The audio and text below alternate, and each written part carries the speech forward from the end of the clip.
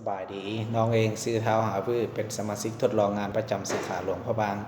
ปัจจุบันได้ทดลองงานอยู่ที่เวียงมอเตอร์สาขาพันมั่นจ้ะมื้อนี้จะมาโรลเพลย์เกี่ยวกับการขี่ซื้อรถภายในซึ่งมีขั้นตอนการแนวใดขอติดตามชมกันได้นะเจ้าการขี่ซื้อรถภายในเนาะก็ได้รถเราต้องมาเข้ามาในบอร์ดจัดซื้อรถเนาะแล้วเราก็มาเลือกเอาสาขาของเราซึ่งอันนี้เราเป็นสาขาเราอยู่สาขาใดเราต้องเลือกเอาสาขานั้นเนาะแต่ตอนนี้เราอยู่สาขาเวียงพันมั่นเราต้อง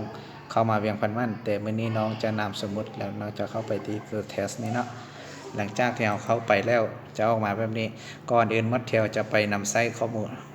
บอร์ดตัวนี้เนาะเราต้องมาเคลียร์ข้อมูลถ้าว่าจะมีหรือบ่มีเราก็ต้องมาเคลียร์ข้อมูลก่อนเนาะหลังจากที่เราเคลียร์ข้อมูลแล้วเราต้องมาซอกเอารหัสสต็อกต้องมาซอกเอารหัสสต็อกซึ่งการซอกเอารหัสสต็อกจะมีเราจะไปหาได้อยู่ที่ระบายตัวไม้เนาะเราต้องไปเข้าที่ศูนย์รวมลิงก์แล้วมาที่ระบายตัวไม้เข้าไป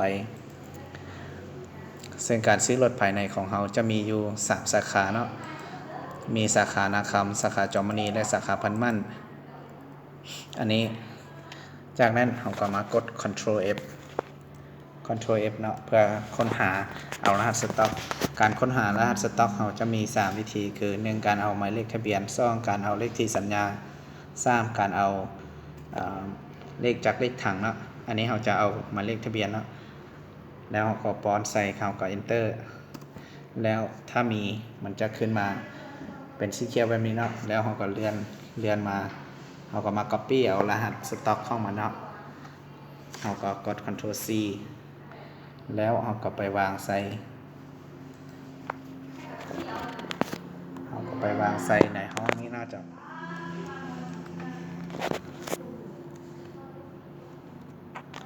จากนั้นเราก็กดแผนขยายหลังจากที่เรากดแผนขยายแล้วข้อมูลทุกอย่างจะขึ้นมาหมดเลยเนาะอยู่ห้องสีน้ำตาลนี่เนาะเจ้าจากนั้นเราก็มาเบิ่งที่ราคาค่ายซึ่งเป็นรถที่เราตั้งราคาค่ายแล้วบ่หรือว่าอย่างรถที่นี่เป็นราคาที่เราซื้อมาเข้ามาเนาะว่ารถคันดังกล่าวเราซื้อเข้ามาเท่าไรเนาะแล้วถ้าเราได้ตั้งราคาแล้วเราก็ใส่ไปถ้าเราบ่ได้ตั้งเราก็ใส่เลข0ใส่แล้วก็มากดเบิ่งว่าถูกต้องแล้วบ่ข้อมูลดังกล่าวเนาะถ้าถูกต้องเราก็มาเซฟหลังจากเราเซฟแล้วเราต้องไปเบิ่งที่บอร์ดสต็อปเนาะสต็อกรถเนาะจากนั้นเราก็มาเลือกเอาสาขาของเราขึ้นใหม่แล้วมันจะออกมาแล้วก็มากดเบิ่งว่ามันออกได้ขึ้นมาหรือบ่เนาะถ้าขึ้นมาเรามาเบิ่งว่ารถที่เรา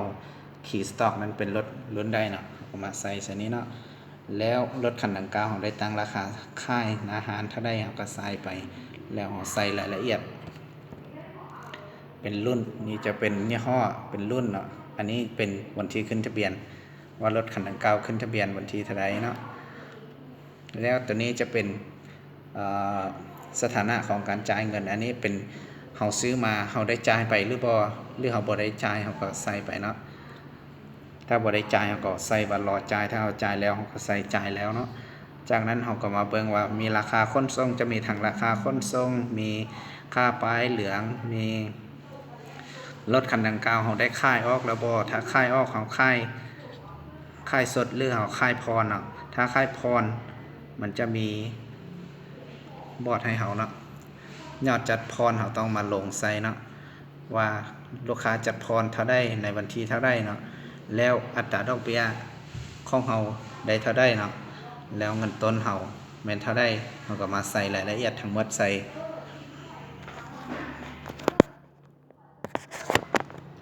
ผ่านการโรลเพลย์ของน้องมาฮอดนี้ก็สิ้นสุดลงเพียงเท่านี้เนาะขอบใจ